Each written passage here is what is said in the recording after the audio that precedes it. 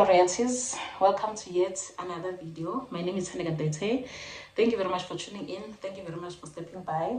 This is a wellness channel. This is where we do all things wellness. This is a theme series, Parent-Child Support.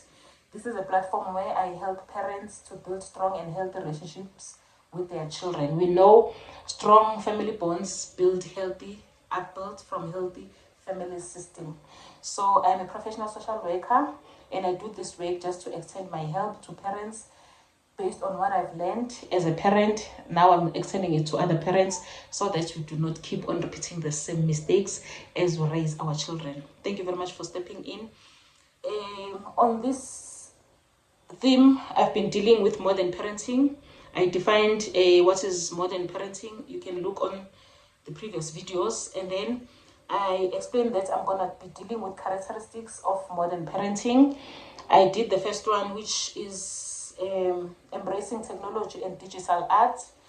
The second one was focusing on emotional intelligence and mental health. So on the previous video, I spoke on focusing on emotional intelligence. Now today, I'm gonna speak on your mental health, focusing on your child's mental health. And we know that as you as a parent focus on your child's mental health, you're also regulating your own mental health. You're also focusing on your own, because as you navigate your mental health, you're also helping your child to navigate their mental health. If I am a stable parent in terms of my emotional health, I'm not all over, I know what to do and I know what not to do, then it is easier to impact on my child.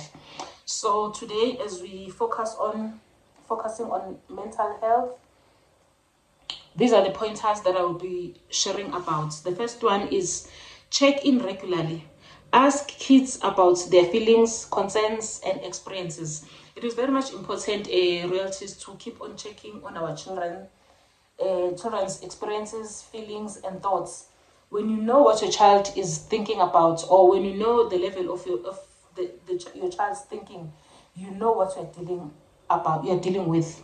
But if you're just raising a child, you don't know when they're angry, you don't know why they react in this way, and you don't have a system whereby you talk things out with your child in terms of their emotions and their experiences, then you are raising a child that you do not know.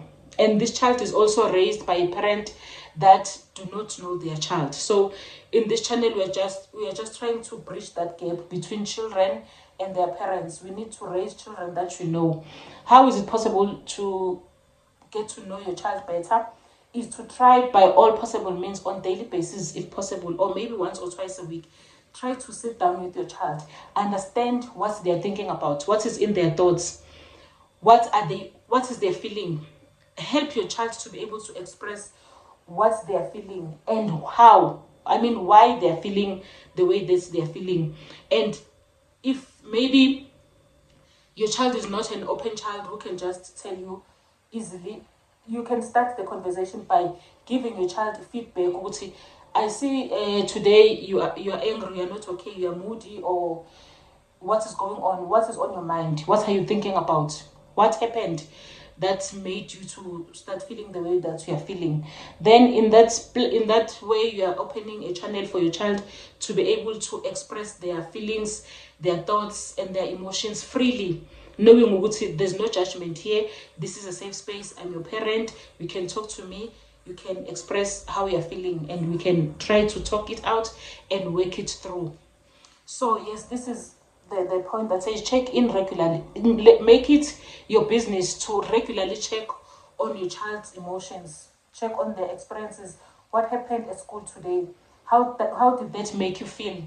What are you thinking about? Maybe a child is expressing to you about something bad that made them feel bad, or that embarrassed them, or whatever the case.